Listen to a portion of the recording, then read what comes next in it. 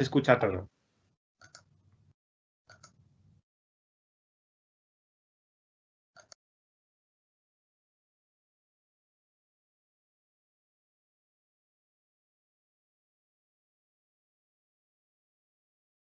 Buenos días a todos. Muchísimas gracias por asistir, por conectarse a esta nueva jornada de diálogos de líderes responsables, diálogos de alta dirección de SERES para la alta dirección de SERES, siempre enfocados en ese impacto social de las empresas y siempre compartiendo reflexiones en voz alta de los líderes empresariales españoles. La última vez tuvimos aquí a Alejandro Ñoro de Ilunion, a Alberto Navarro de Seur y estuvimos hablando de la empresa con valores, de la digitalización, de la Agenda 2030, del compromiso de discapacidad y la inclusión, de la gestión de talento, de los factores de equilibrio en el liderazgo. Bueno, todos esos son los temas importantes que abordaremos también hoy.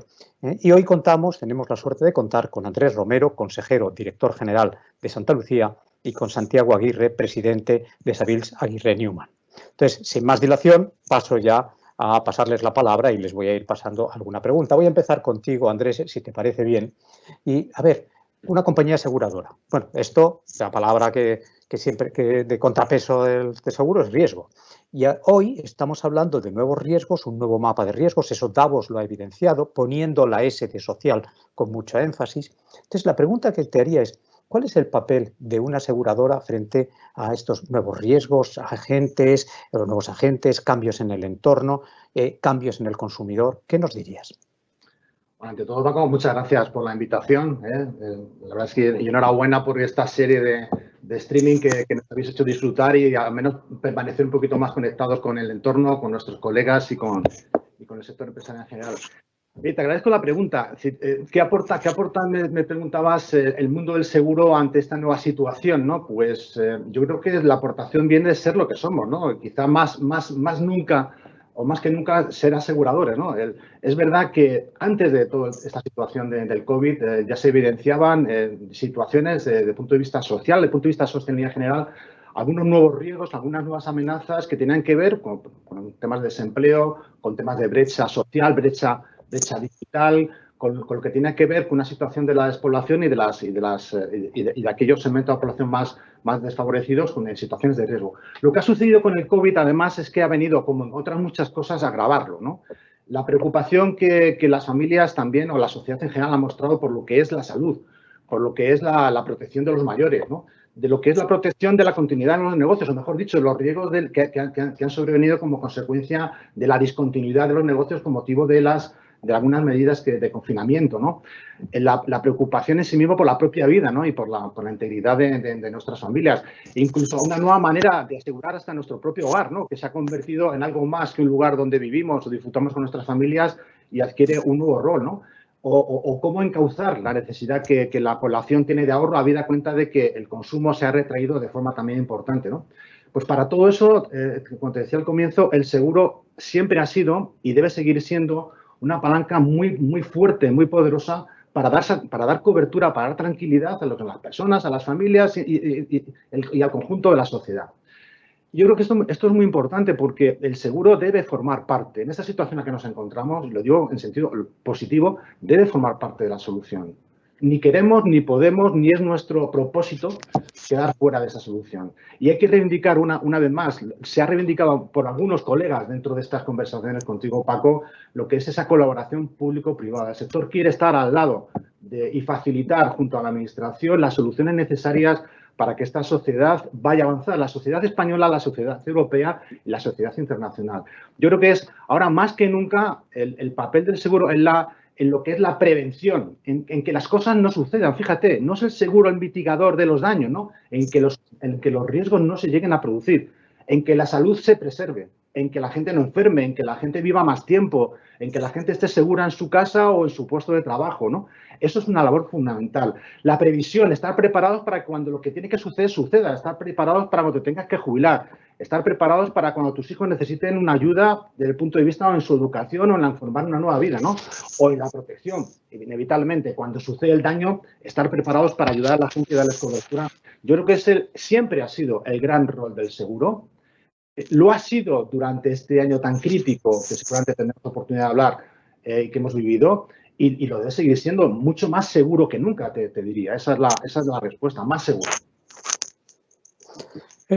Muchas gracias. Fíjate que lo que nos dices es, primero, año crítico donde los riesgos efectivamente crecen, se aumentan y además somos más sensibles a los riesgos en lo que de verdad nos importa, que tiene que ver con la vida, con nuestra salud, con nuestro hogar. Tal, ¿no? Después hay dos ideas que me parecen muy importantes, la importancia de la colaboración público-privada y luego otra con la que decías al principio, ser lo que somos. Porque la primera obligación de una compañía al final es hacer bien lo que hace, ¿no? Es el producto o servicio que entrega, ¿no? Hacerlo bien y en vuestro caso contribuir a esa tranquilidad en las cosas más críticas, ¿no? Santiago, si hablamos de cosas críticas, claro, probablemente todos estaremos de acuerdo que las personas es lo más importante, ¿no? Y vosotros además comentáis, tenéis una idea fija que es cuidar a las personas, ¿no? Entonces yo te preguntaría, ¿cómo habéis afrontado desde el punto de vista de clientes, empleados, esta idea de cuidar a las personas durante una época tan complicada con tanta presión? Bueno, lo primero, buenos días, muchas gracias, Francisco. Pues mira, nosotros la verdad desde el primer momento establecimos unos protocolos muy estrictos y a pesar de que no, digamos, cerramos nuestra actividad completamente porque seguimos haciendo obras para empresas que trasladan su sede social y seguíamos teniendo que mantener centros comerciales, edificios de oficinas.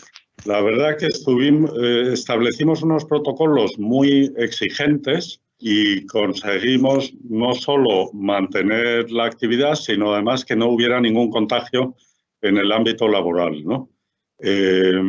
Luego, yo te diría que una cosa que nosotros estamos muy orgullosos, la verdad, es que aparte de preservar la salud y la vida, que es lo más importante, pues hemos conseguido preservar el trabajo, hemos conseguido no despedir a nadie durante el año 20 a causa del COVID.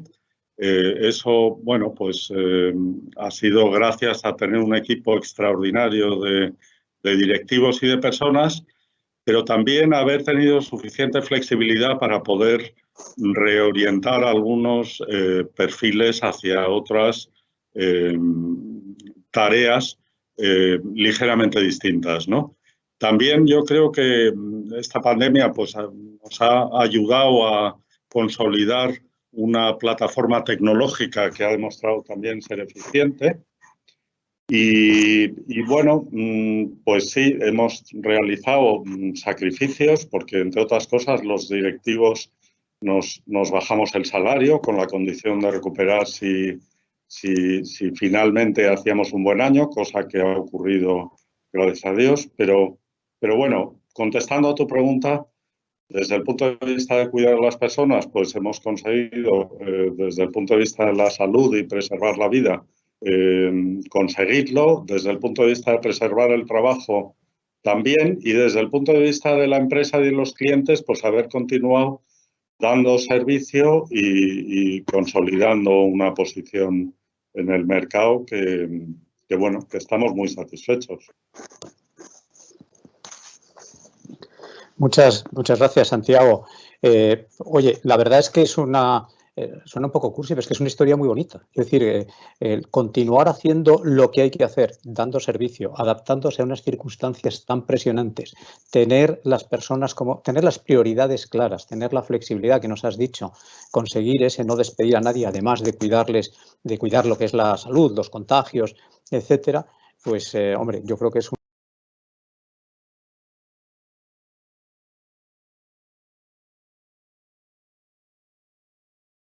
Perdón. No, he sido yo que me he apoyado sin querer en el botón y he puesto el mute, pero creo que ha sido solo un instante, ¿no? Vamos, yo decía que es una historia bonita y es una historia ejemplar, que por tener esas prioridades claras y esa capacidad de adaptación y esa flexibilidad. Y hay dos palabras que me parecen claves. Una, la importancia de establecer protocolos, porque para que las cosas funcionen tienes que sistematizar y tienes que seguir esos protocolos. Y la otra, la ayuda con plataformas tecnológicas, utilizar la tecnología en favor de, ¿no? Así que nada, muchas gracias y muy claro. Andrés, volvamos contigo, ¿no? Vosotros sois una empresa comprometida con colectivos determinados vulnerables, por ejemplo, personas mayores y así, ¿no? Y lo veis y esto yo creo que lo hemos visto, y lo hemos visto especialmente ahora, ¿no? Pero ¿cómo habéis trabajado con esos colectivos vulnerables? ¿Qué cosas nuevas, dónde habéis puesto acento? Sí, mira, nosotros primero como compañía de seguros, que es un tema yo creo que consustancial. Dos, porque llevamos en este mundo de la protección casi un siglo, ¿no? Casi 100 años. Celebraremos el año que viene. Nuestra manera de entender el seguro es estando cerca de las personas para protegerlas. Esa es la definición de nuestro propósito como Santa Lucía, ¿no? Quizá habría que pararse un poco a pensar, Paco, quiénes son esos colectivos más vulnerables, quiénes han sido, ¿no? Porque a lo mejor nos podíamos sorprender, ¿no? Durante la pandemia nos hemos encontrado con las familias de las personas que estaban falleciendo, que eran un colectivo tremendamente vulnerable desde el punto de vista de la sensibilidad, del dolor, de cómo lo estaban afrontando, ¿no? Ha sido una situación bastante difícil, por supuesto, lo eran los mayores. Ahí, es decir, la gente que nosotros tenemos en el entorno de Valle Sol, es decir, la preocupación por esa gente mayor que era justamente uno de los colectivos, desde el punto de vista clínico, más vulnerables, con mayor riesgo, era también una sensibilidad que hemos tenido que tener.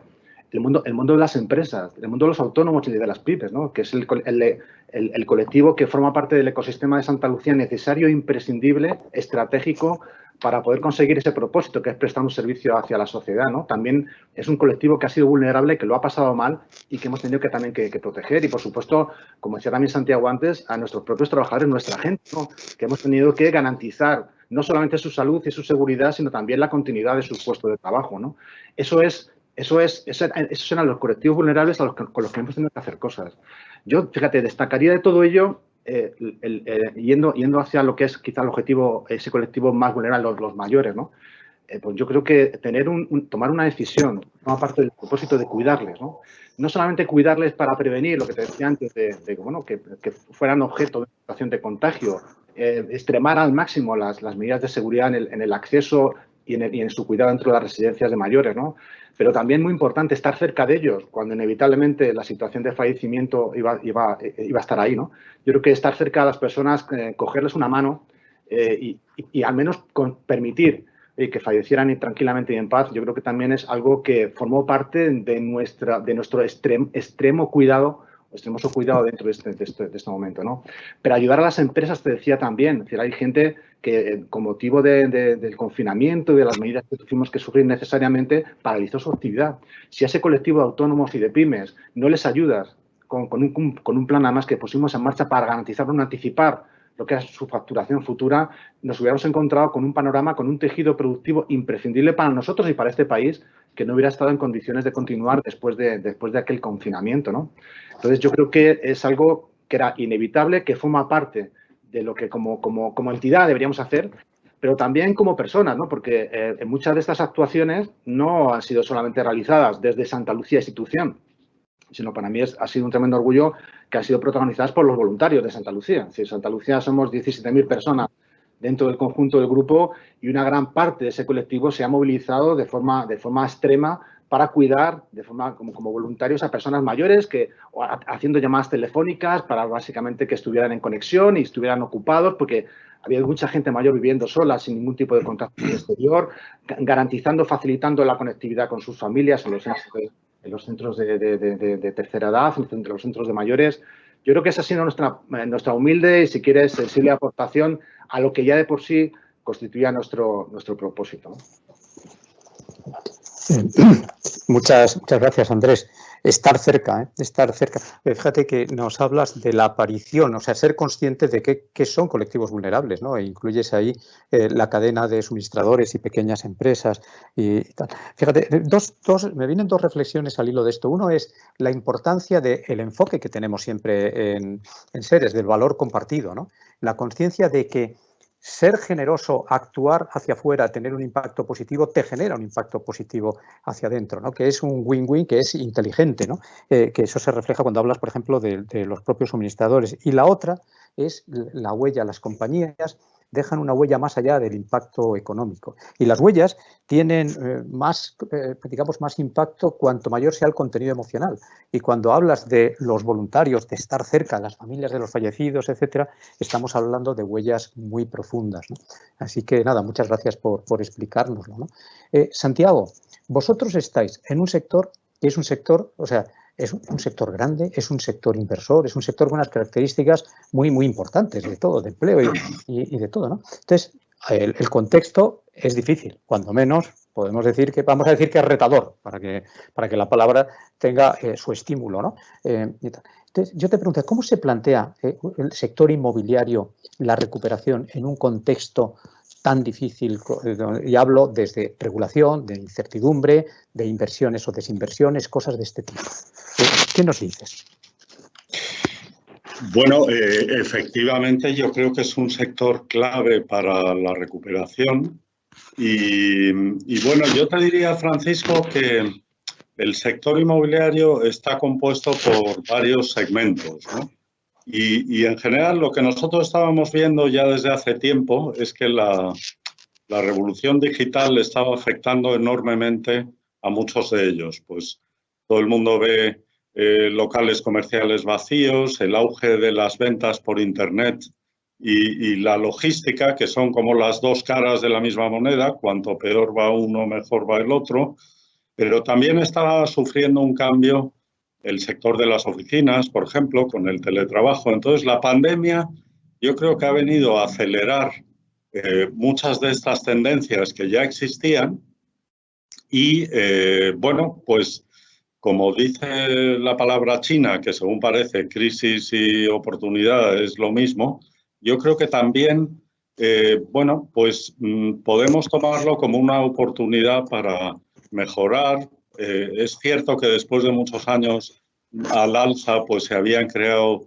una serie de burbujas, pero yo te diría que incluso sorprendentemente, el sector inmobiliario es muy atractivo, que estamos siendo además en España pues el centro del apetito inversor, pero no solamente de aquellos inversores que solo invierten en países en crisis, tipo pues private equity, real estate funds, sino también compañías de seguros, fondos de pensiones, que ven en nuestro país una oportunidad de rentabilizar su dinero.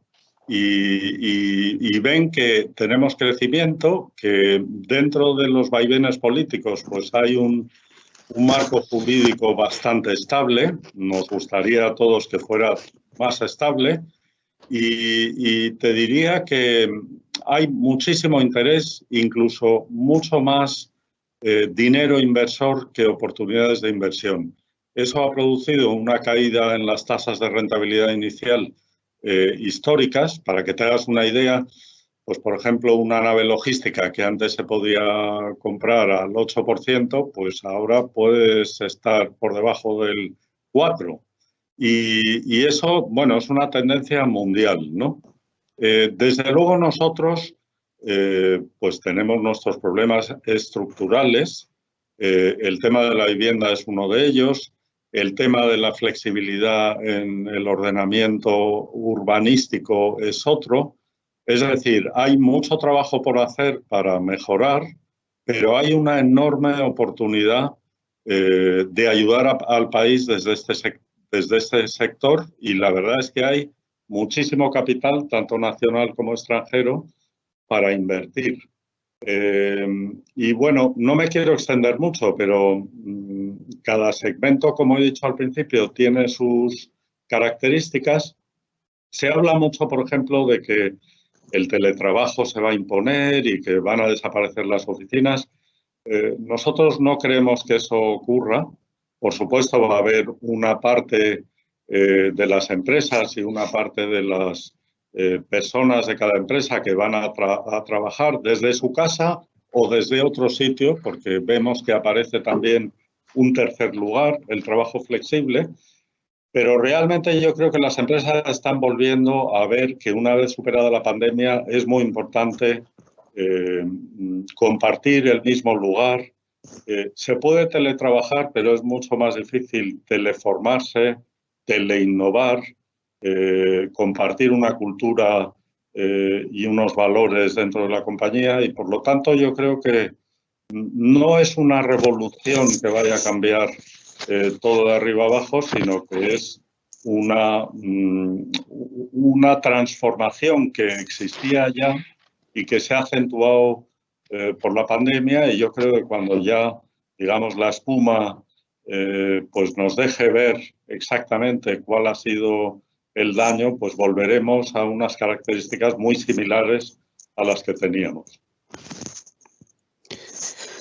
Muchas gracias, Santiago. Es decir, fue un proceso de transformación y acelerada esas tendencias que había, por ejemplo, por disrupción tecnológica, etcétera, aceleradas por la crisis. Qué bien que nos recuerdes lo de crisis y oportunidad y que lo veas así y seas consciente en un sector tan importante para la economía y para todos nosotros. Y a mí me parece muy importante que has resaltado un par de veces la segmentación de ese mercado, es decir, lo que exige inteligencia para atenderlo y huir de pretender tener soluciones únicas y cosas de este tipo, ¿no? Entender esos segmentos. Nada, muchísimas gracias y qué bien que haya capital, que haya oportunidad, porque ahora depende de que nosotros lo hagamos bien. O sea, que lo que tenemos que hacer es hacerlo bien, ¿no? Como país. Muchas gracias. Dejadme ahora que os pregunte a los dos sobre un tema que nos gusta siempre abordar en estas conversaciones, que es el liderazgo, ¿no? Porque vosotros os toca liderar organizaciones grandes, complejas, enfrentadas a desafíos tremendos y en unas circunstancias sobrevenidas que, desde luego, pues como suele pasar, no eran las proyectadas, ¿no? Entonces, primero, Andrés, ¿tú qué aspectos de liderazgo resaltarías como importantes ahora mismo para lo que estamos viviendo?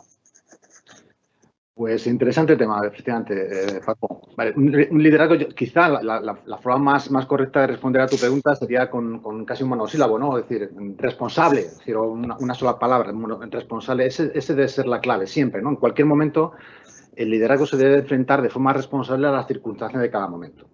Es verdad que en este momento que nos ha tocado vivir, el liderazgo ha tenido mucho que ver con lo que era un liderazgo con mucha determinación, es decir, conocer muy bien lo que estaba sucediendo para conocer muy bien cuáles eran las soluciones y ser muy exigente y facilitador a la hora de tomar esas decisiones y que se ejecutasen, ¿no? Luego, por otro lado, lo que también te decía antes, ¿no? Quizá un liderazgo muy cercano, muy próximo a la realidad, que te permitiera conocer de primera mano lo que estaba sucediendo y de esa manera poder identificar esas soluciones. Y luego muy flexible, tremendamente flexible, ¿no? Hemos vivido un entorno y unos momentos en los que nada era como era antes, ni la partitura se parecía mucho a la partitura predefinida, pero nuestra obligación, como decía, era identificar las situaciones, los problemas, identificar las soluciones y ejecutarlas. Y esa flexibilidad justamente consistía en eso, ser capaces de acomodarte, de adaptarte a un entorno que era cambiante muy rápido en su cambio, en su transformación y tomar esas decisiones. Yo creo que eso ha sido fundamental. Por supuesto, yo creo que además hemos identificado un momento en el que la coordinación con diferentes stakeholders, ¿no? Porque esto también nos hemos dado cuenta que era un mundo, siempre ha sido así, pero esto también lo ha puesto en evidencia, que no estábamos solos en nuestros ecosistemas. Teníamos que estar viviendo de forma coordinada con otros que nos tenían que ayudar y nosotros a ellos hacer las cosas también de una manera diferente. Por lo tanto, un puntito de liderazgo humilde, un puntito de liderazgo, tú lo decías, colaborativo, ¿no?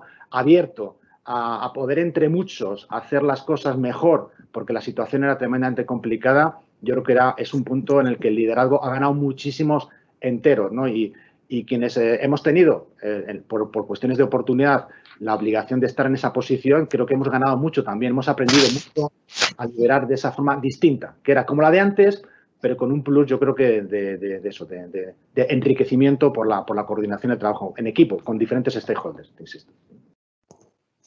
Muchas gracias. Identificar lo que es nuevo, adaptarse, humildad, colaborar, equipo y lo resumes en esa palabra responsable, ¿no? Santiago, la misma pregunta. Déjame que refuerce la idea de que, bueno, que todos hablamos de reconstrucción y de salir adelante y de la importancia del propósito. Entonces, metiendo un poco esos dos palabras, ¿no? ¿Qué nos dirías también de los elementos de liderazgo importantes ahora mismo? Bueno, yo la verdad, Francisco, creo mucho en el liderazgo con basado en valores. Nosotros desde hace muchos años y compartimos desde luego con nuestra matriz una serie de valores que yo creo que nos han guiado a lo largo de los años y que nos hacen pues tener mucha fuerza como colectivo, ¿no? Nosotros pues siempre decimos que tenemos que poner en primer lugar el cliente, luego la empresa y luego nosotros. Y siempre hemos apostado pues por dar un buen servicio, un servicio de calidad, tener una visión de largo plazo, intentar con humildad, como dice Andrés, seguir mejorando cada día el servicio y lo que nosotros ofrecemos a los clientes. Y por tanto yo te diría que ese liderazgo basado en valores también nos ha permitido tener un equipo con el que compartimos esa visión y que es un equipo muy cohesionado, donde cuando hay que hacer un sacrificio, pues todo el mundo está dispuesto a ello y también, por supuesto, cuando hay que celebrar, pues todos lo compartimos, ¿no? Yo te diría que además, bueno, nosotros tenemos una pasión por nuestro trabajo. Yo creo que tenemos la suerte de que el mundo inmobiliario, pues yo considero que es apasionante porque tienes que, bueno, no te digo dominar, pero saber de disciplinas muy diversas, desde temas jurídicos, comerciales, de arquitectura, de instalaciones. Y bueno, yo creo que esos tres rasgos son un poco lo que nos ha definido, ¿no? Tener valores, tener una visión compartida por el equipo y una pasión por el trabajo. Por supuesto, yo creo que nada de esto hubiera sido posible sin un equipo directivo de primerísima categoría y con un soporte de nuestros accionistas que creen en nuestro modelo de negocio y que nos han apoyado en todo momento, ¿no? Muchas gracias. Efectivamente, hablas de un equipo cohesionado, una meta común, o sea, una visión de largo plazo, la importancia de los valores y todo esto sazonado con pasión, ¿no? Que es lo que, la verdad es que la pasión tapa tantas cosas y marca tanta diferencia, ¿verdad? Así que bien que lo hayas utilizado la palabra, ¿no? Bueno, dejadme entonces ahora que pase a las preguntas que tenemos y simplemente las leo, ¿no? Os pediré, bueno, un poco más de brevedad en las respuestas, pero tenemos casi 15 minutos todavía, ¿eh? O sea que tranquilidad. Empiezo, pregunta Andrés Romero. Las pandemias, estoy leyendo textualmente, sí. Aquí el mensaje. Las pandemias son una nueva amenaza para un sector como el asegurador que además trabaja muy de cerca con las personas. ¿Cómo protegemos a las personas al mismo tiempo que mantenemos negocio sostenible en el tiempo y responsable? Pues una interesante pregunta y de mucha actualidad. Efectivamente, hombre, la pandemia no era un riesgo desconocido para el sector asegurador, era un riesgo que se contemplaba como hecho remoto. De hecho, nos podemos encontrar, es una de las grandes, yo creo que grandes retos, desafíos que tenemos por delante en la industria aseguradora internacional, y es que algo que hasta este momento era algo, bueno, pues posible, insisto, pero muy remoto, se ha convertido en algo que sucede, que es palpable y que hemos visto que sucede, que un mismo evento dañoso se produce en muchos sitios a la vez y con muchísima intensidad, ¿no? Y claro, desde el punto de vista de lo que es una actividad financiera, que consiste, si me permitís, siendo muy simple, en que con la poca aportación de muchos, dar cobertura a los problemas de todos, sí, pero con medios limitados, dar cobertura a daños que hasta este momento o a eventos que hasta este momento considerábamos limitados. Claro, el fenómeno de la pandemia, como se ha manifestado y gracias a cómo se ha manifestado, es decir, porque la intensidad podría haber sido muchísimo más grave, lo que se hemos dado cuenta es que la industria aseguradora no está en condiciones para poder dar cobertura. Por eso el riesgo de pandemia es un riesgo internacionalmente excluido de cobertura, generalmente excluido de cobertura. ¿Cuál es el gran reto? El gran reto es que esto sucede, que la pandemia hemos visto que tiene que ver con un virus, pero fijaros una cosa, la pandemia puede ser de otra naturaleza, puede ser una pandemia digital, puede ser un ataque cibernético a nivel internacional. ¿Cómo se cubren esos grandes riesgos a nivel internacional? Pues la respuesta, lamentablemente, tengo que volver a la primera que te decía, Paco. Es decir, volvemos que este es un movimiento que debemos liderar desde el sector asegurador, pero que es absolutamente imprescindible la colaboración público-privada, ya no la público-estatal, sino seguramente tendremos que acudir a mecanismos supranacionales para, entre todos, como sucede con los grandes riesgos, por ejemplo, nucleares, entre todos tener capacidad de, en situaciones como esta, tener una respuesta eficiente, una solución adecuada para que esto tenga una cobertura razonable a nivel internacional. Eso es uno de los grandes retos que tenemos. En España lo estamos afrontando, en el marco de la Unión Europea lo estamos afrontando y queremos buscar soluciones que no solamente den cobertura a los problemas de salud que se han generado o los problemas que han tenido que ver con situaciones que afectan a la vida de las personas, sino con la garantía de la discontinuidad, cómo se cubre la discontinuidad del negocio en una empresa que os refería también anteriormente, ¿no? Es uno de los grandes riesgos, porque el sector asegurador debe estar y debe, como decía, debe formar parte de esa solución, pero no puede hacerlo absolutamente solo y necesita de esa colaboración imprescindible. Muchas gracias. No, ni resumo ni nada, muy claro. Pregunta para Santiago Aguirre. ¿Qué opinas sobre el impacto de la pandemia en el sector hotelero y opciones de futuro y recuperación en este caso para lograr modelos que no dejen a nadie colgado, a nadie atrás? Bueno, desde luego el sector hotelero ha sido el que ha sufrido un impacto mayor. Gracias a Dios estamos viendo desde hace, una semana que están subiendo mucho las reservas hoteleras tanto en Baleares como en Canarias y por tanto vemos un poco de luz al final del túnel.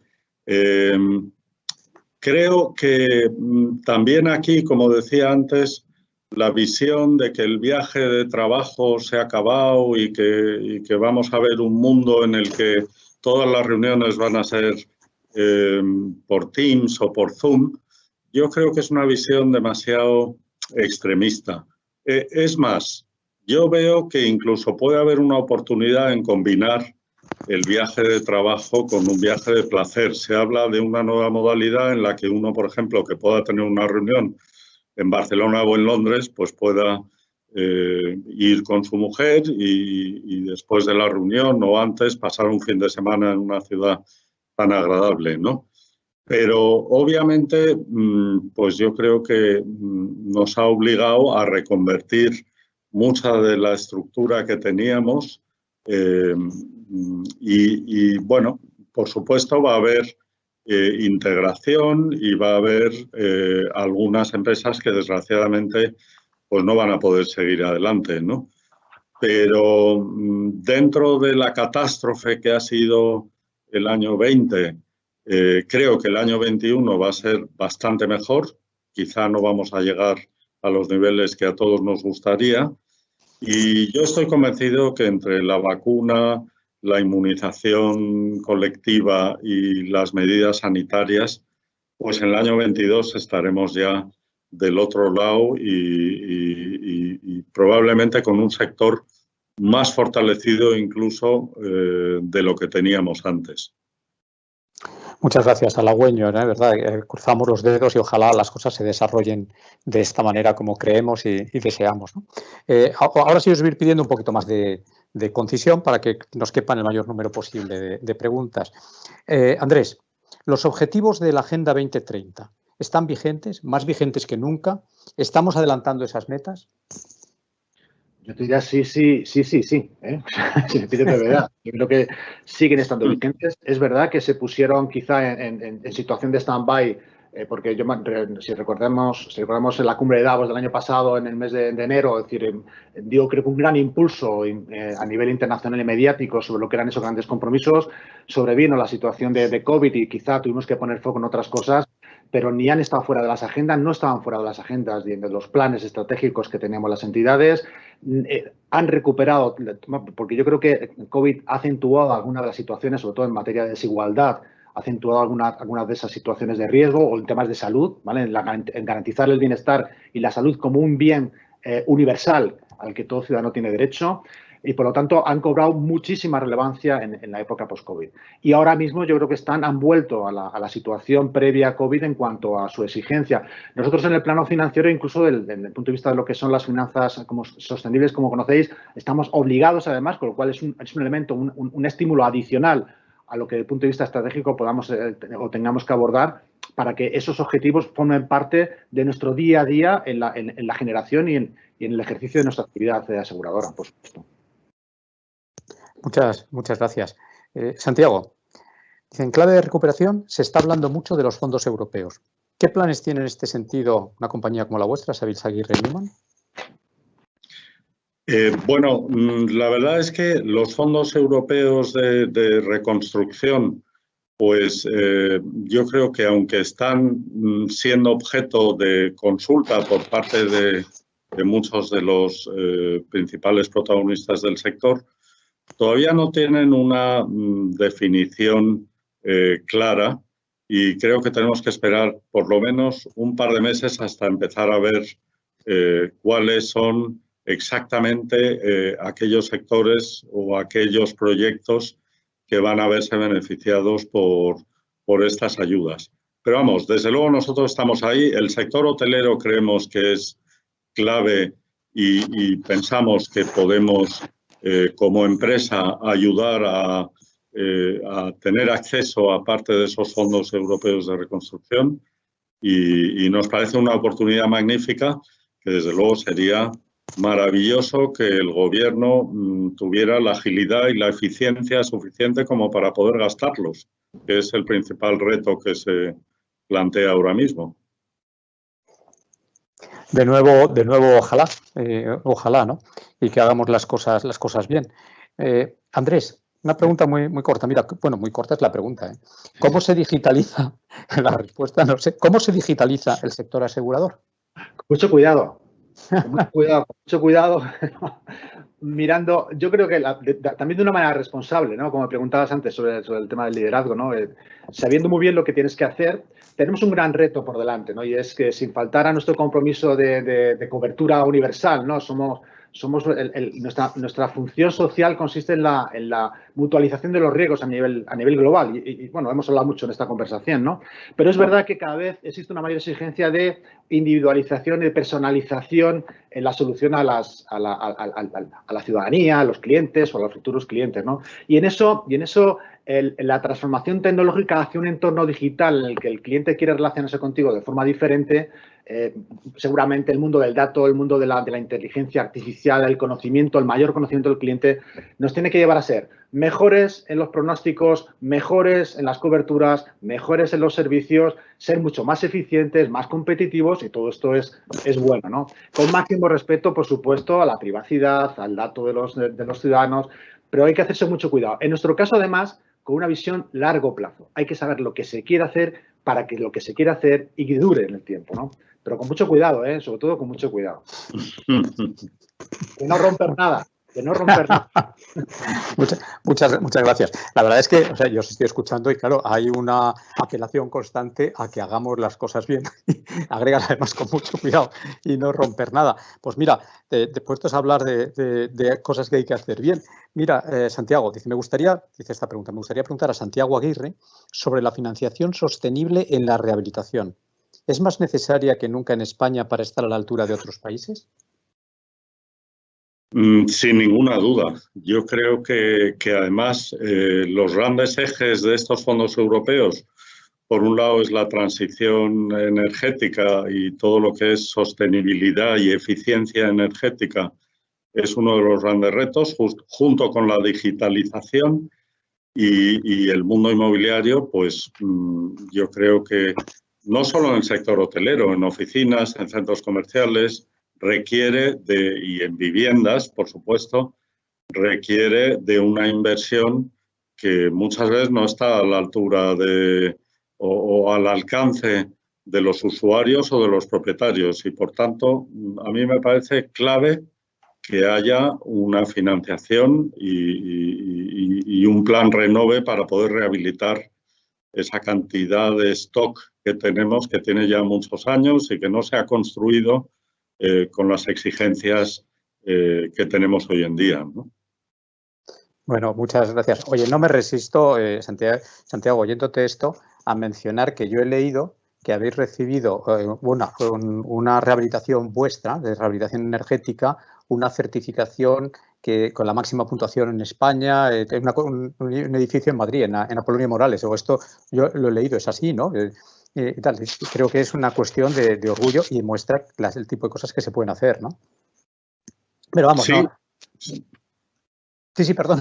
No, quería solamente comentar que el tema de las certificaciones de sostenibilidad y de eficiencia energética, que sí, uno puede gastarse mucho dinero en el edificio, pero luego hay una serie de pequeñas cosas que pueden ayudar a tener un sello o a tener una mayor eficiencia y que cuestan poquísimo dinero, ¿no?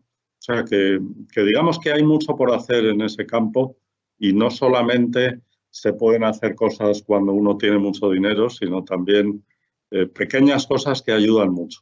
Te ayudan mucho. Llegamos al final. Yo os diría, vamos, nos queda un minuto. Fijaos, entonces lo que os pido es, con la mayor brevedad y concisión posibles, ¿alguna última palabra o reflexión a compartir? Andrés, empezamos por ti.